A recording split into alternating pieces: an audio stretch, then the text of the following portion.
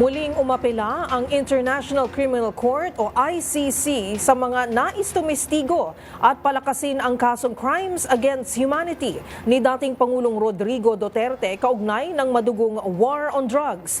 Pero pagtitiyak ng ICC, magiging anonymous ang mga tip para na rin sa kaligtasan ng mga biktima o saksi. Ang mga detalye sa report ni Rovic Manuel.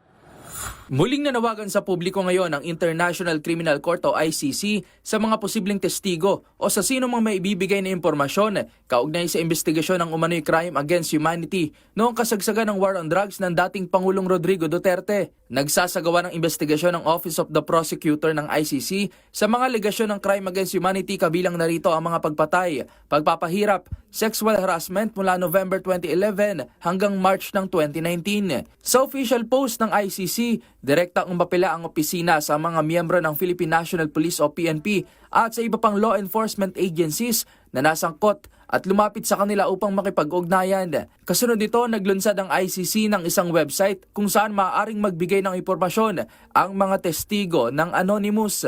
Dito, hindi na kailangang ilahad ang pangalan bagkus magbigay lang ng contact details at tukuyin kung ano ang ahensyang kasapi at kung mismong mga biktima ba o saksi sa krimen. Matatandaan na nahaharap ang dating Pangulong Duterte sa 49 na insidente ng murder at attempted murder kaugnay ng kampanya nito sa droga na nagresulta sa higit 6,000 casualties mula nang siya ay maging alkalde ng Davao City at nang maging Pangulo naman ng Pilipinas. Para sa MBC TV Network News, ito si Rovic Manuel ng DZRH TV.